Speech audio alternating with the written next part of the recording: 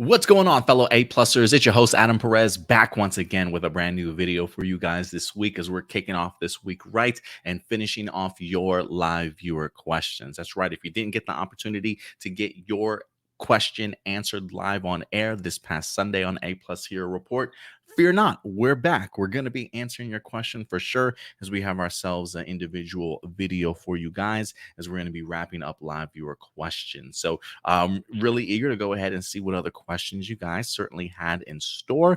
If you're new to the channel, if you're happening to come across these live viewer question videos and you want to know how do you submit a live viewer question, it's pretty simple, man. Just go over to our YouTube channel, A+ Hero Report, click on that community tab, and there is a live viewer question post for you to go ahead and submit over your questions. So let's go ahead and pull that up here for us today. So yeah, over here at our YouTube channel, click on community, and usually on Wednesdays or any day after Wednesday specifically, we will go ahead and drop a live viewer questions post, and feel free to submit what you got. So let's see where we left off at. I do believe it was the international superstar Francois that we were going to go ahead and begin with here this week. Yeah, I believe Roberto Buena was the last one.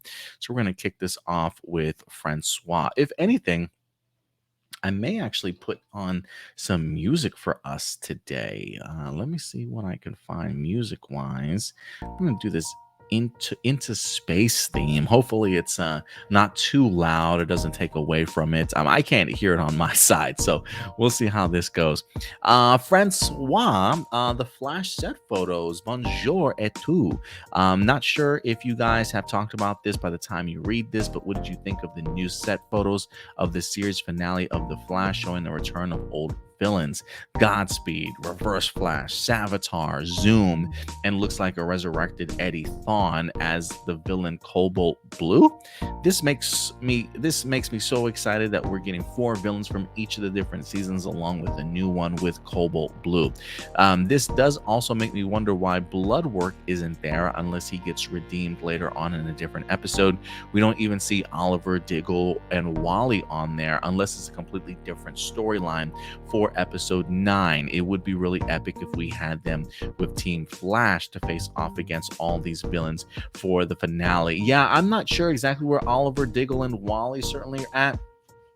We've seen set photos of them already with Barry Allen or Grant Gustin. So I believe, if I'm not mistaken, Oliver's just probably going to be in one episode, and it feels like maybe all those, Diggle along with Wally are in that very same episode. So I believe I want to say they said episode 9, but don't quote me on that. I'm not exactly sure when Oliver is going to be popping up for The Flash season 9, but he will be in there, at least in a one-off. So maybe they've got something else planned for them. As far as Bloodwork, I'm assuming he's not in there, maybe because of he's not a speedster. It seems like they're trying to bring back a lot of the old speedster sort of villains, if you will. Maybe Bloodwork, if Bloodwork is in this season, heck, maybe he's in the episode that Oliver, Diggle, and Wally have to help Barry Allen out with. So maybe there is some room for Bloodwork to pop up in here, but I personally haven't heard. But maybe Stuart and Indy definitely have, as they are a little bit closer to the news when it comes to the Flash than I am. But I did enjoy some of the photos that we've been seeing from Canada Graphs, I believe is the name of the website that comes up with these great photos and things like that. Seeing Savitar, I'm super excited for Zoom to come back. So yeah, it should be a really great showdown. Good old Jack Daniels. What's up, Jack Daniels? What did you think of the Hangover movies, and what were some of your other movies that were similar that you enjoyed? The first Hangover movie for me is a classic. I didn't mind the second one so much. And I don't even know if I ever went and saw the third one. I think I was just that disappointed and bummed with the second one. I didn't really enjoy it as much. So I definitely fell off of the Hangover movies after that. But the first Hangover movie is definitely one that I can continue to watch. And I just think of Zach Galifianakis. I can't remember pronounce his last name, his character, when they went to Vegas, and he's like, so did the real Caesar live here? Like, No, bro. It's such a great movie. I absolutely loved it. So thank you for bringing that up. And movies that were similar that you enjoyed. What year did The Hangover come out? 2009. 2009 comedy movies. Let's see if they have a list of other movies that came out that year. Is this right? Zombieland? Did that come out? That came out 2009. That was a great one. The Proposal with Sandra Bullock. That's more like a romance comedy. I kind of really dug that. I thought that was pretty funny. Couples Retreat. I thought was actually pretty funny. Also, I think that's Vince Vaughn, John Favreau's in it. Also, some great comedians for sure. I Love You Man was 2009. Also, it's one of my favorite movies up there with Forgetting Sarah Marshall. Some of my favorite comedy movies, man. I Love You Man and Forgetting Sarah Marshall are definitely up there, like my top three, top five, easy. They've got a couple great ones that year, it looks like. Let me see if there's anything else. So yeah, just for that particular year, I just wanted to name some other comedies that came out that year that were just as good, if you ask me. Fanboys. That says 2009, but I feel like Fanboys is an older movie than that. But maybe I'm wrong. If you guys think Fanboys is older than 2009, please let me know. So yeah, just to name a few for you there, Jack. Let's see here. Adrian Perez. You know how we saw the MMPR Green Ranger in the behind the scenes footage of the upcoming anniversary special? While many think it could be a flashback of the entire original team, I don't think it will be. I think it takes place during the anniversary special. Maybe Tommy is the Green Ranger, but we just hear his voice under the helmet, either by old audio or JDF managed to secretly record some lines, considering he recorded some voices for the Lightning Collection Master Morpher toy that he worked with Hasbro on. So who knows if he also recorded some lines ahead of time when the anniversary special was still filming before his passing. I also wonder why not MMPR white instead of green, but it does make sense since the franchise started with the Green Ranger.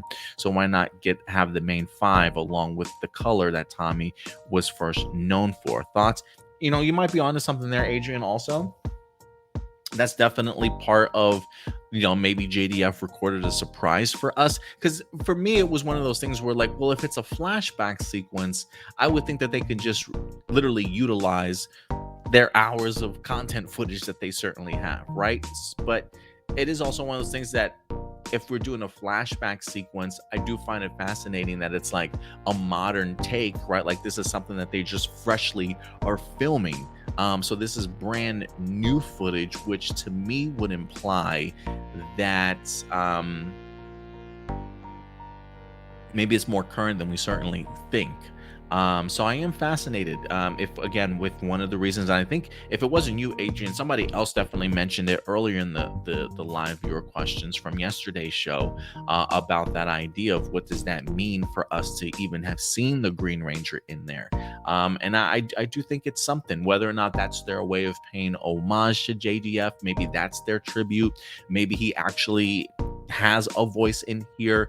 We did see a quick shot of them taking off their helmets, but that felt almost like, and again, it was a behind the scenes video, so it almost felt like that was a portion where they're like, cut, all right, break or something, and the stunt doubles are taking their helmets off. But wouldn't it be fucking bananas if JDF was certainly under that helmet? Again, I'm not keeping my expectations high for that. I don't want that to be like speculation, like, oh, something's gonna happen. It is just sort of my own wishful thinking that Tommy, or excuse me, that JDF in some way or capacity, either he's under the helmet, his voice, whatever.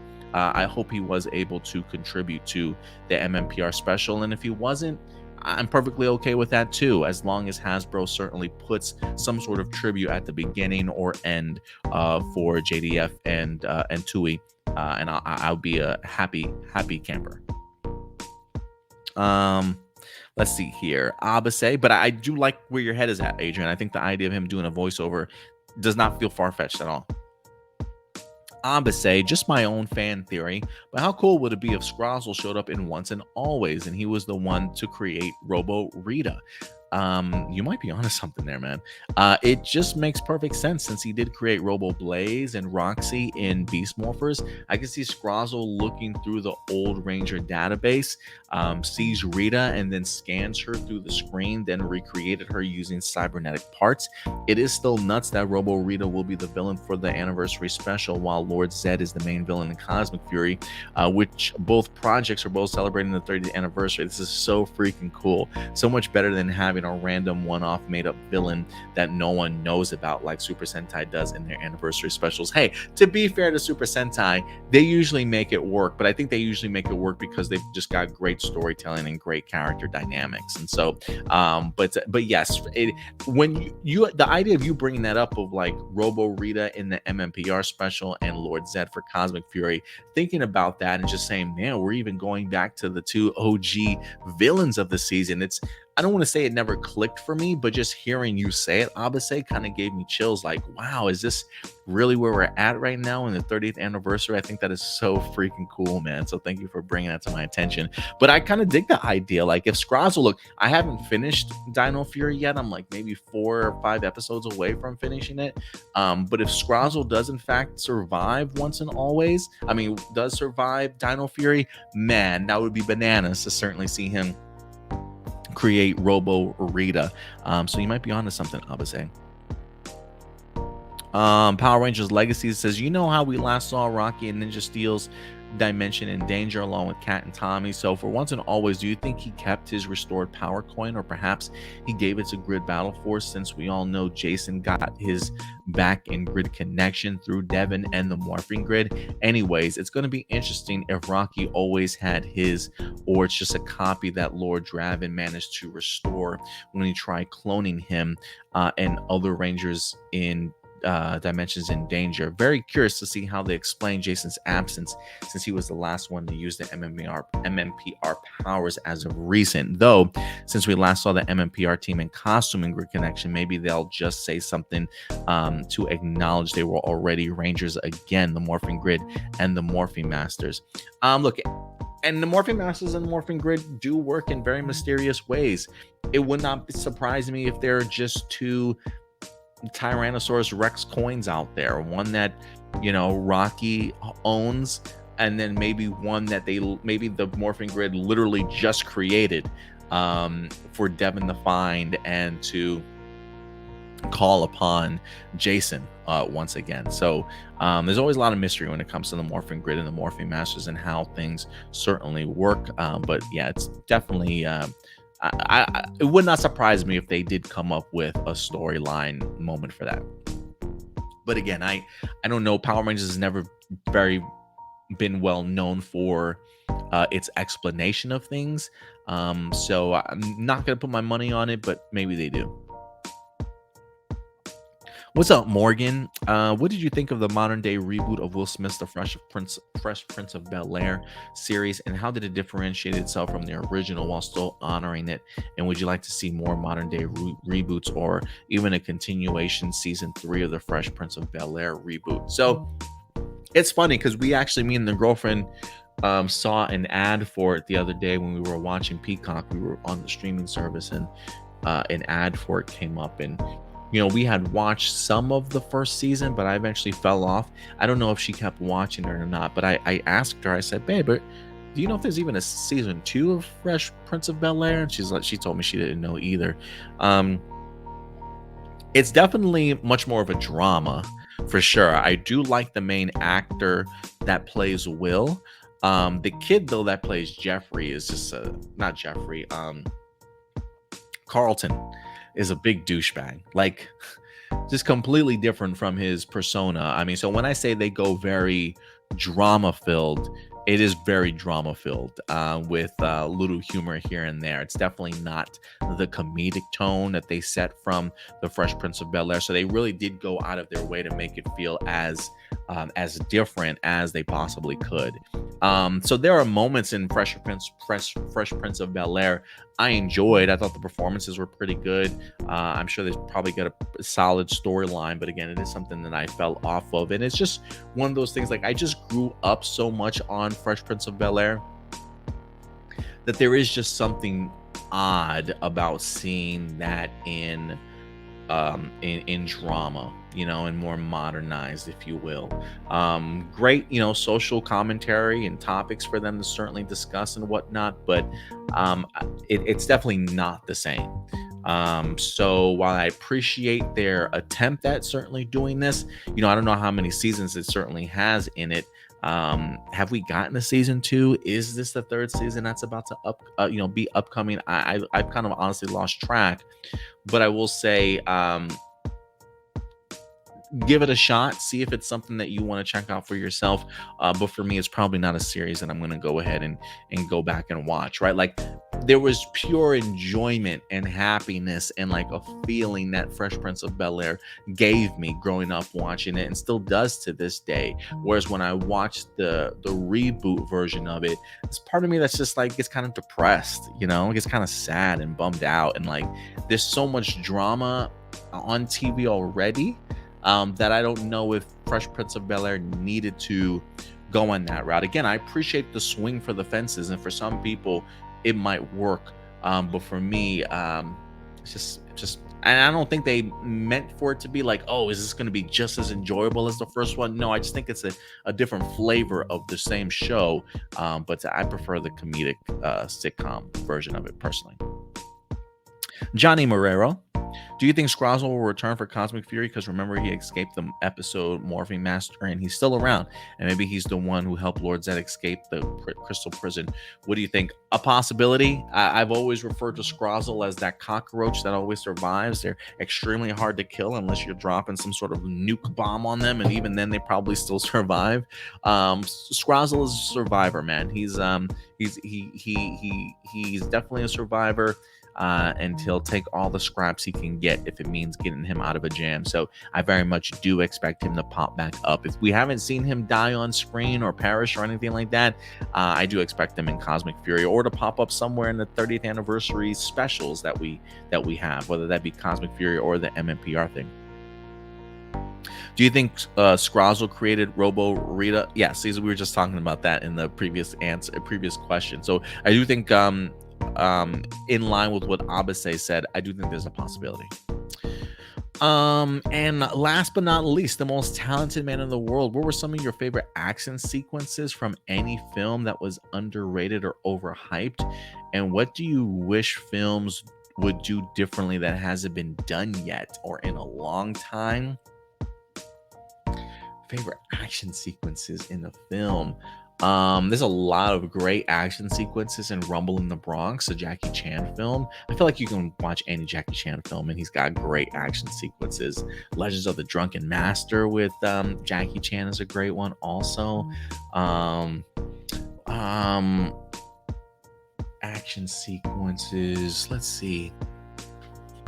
The Raid 2, actually the Raid 1 is just one gigantic awesome action sequence. Raid 2 has got a great, one of my favorite martial arts battle towards the very end.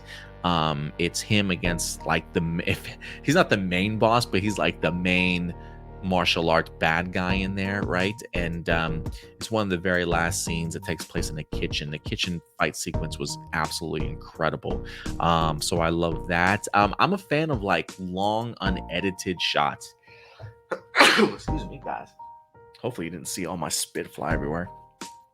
I'm another great action sequence. I'll even put Inception in there. When you get the hallway sequence with Joseph Levitt Gordon, I think that's an amazing one also. I even appreciate the Rick Flag and Peacemaker fight in Suicide Squad. That was actually pretty brutal of a fight also. Some of the fight sequences from Pacific Rim with the kaiju and the big robots were pretty intense.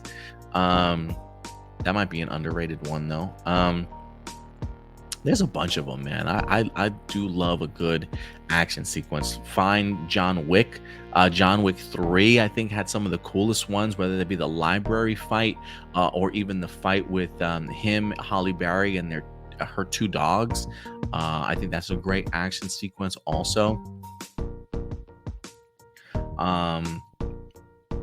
Lord of the Rings, The Two Towers, the fight at night in the rain was pretty cool. And then Return of the King, the final battle, when you get the horses of Rohim show up, and they give the big old speech, and you see the horses charging into the gigantic battle, and Legolas on top of the fucking elephants and stuff. I mean, yeah, I can go on and on with great action pieces from movies. So yeah, I appreciate you asking the question. But for me, if I could have more of anything, probably more unedited fights.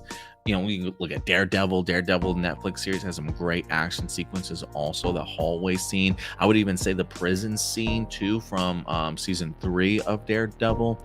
There's a lot of great ones out there, man. I can go on and on in regards to favorite action sequences.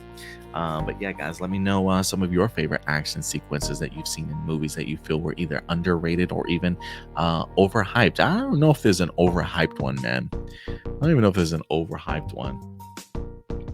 And an underrated one, I'll even say, and this is not a fan favorite movie, but there is something about Rocky 5, seeing Rocky Balboa take on Tommy Gunn in a fucking alleyway, just literally out of a bar. These two men don't like each other, probably a little bit tipsy, and they literally just straight throwing hands. Like the idea of Rocky 5 turning it into a street fight, I thought was pretty badass, man.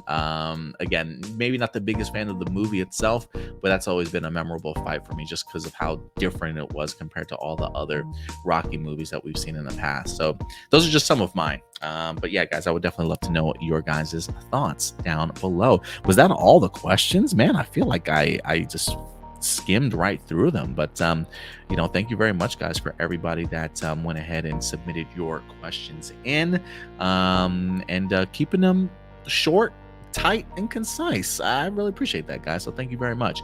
But look, we certainly will be back later on this week with another live episode of A Plus Hero Report, certainly dropping for you guys on Sunday. If anything, I'm going to try and go live, if not at noon, then maybe around 1 o'clock or so.